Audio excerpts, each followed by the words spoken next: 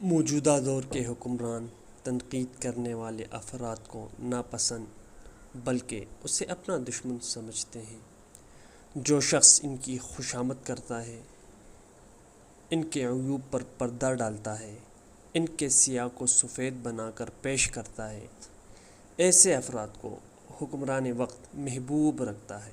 لیکن دنیا کے سامنے نظام عدل کو ایک مثالی نمونہ کے طور پر پیش کرنے والے حضرت عمر فاروق رضی اللہ تعالیٰ عنہ تنقید کرنے والے افراد کو پسند کرتے تھے اور خوشامد کرنے والوں کو برا خیال کرتے تھے۔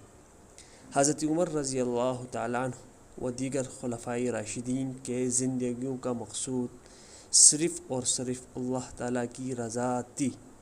انہیں اپنے عہدوں سے، رتبوں سے اور منزلت سے کوئی غرض نہ تھی۔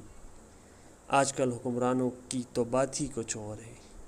کسی عام عہدے پر فائز شخص پر اگر تنقید کی جائے تو وہ بھی تنقید کرنے والوں کو اپنا دشمن سمجھنے لگتا ہے۔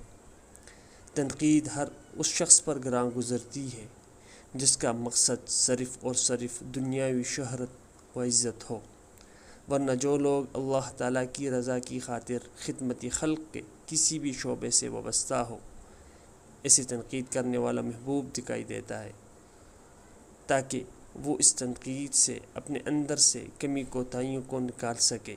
اللہ تعالیٰ ہم سب کو تنقید سہنے اور اس سے اپنی کمی کوتاہیوں کا ازالہ کرنے والا بنائے۔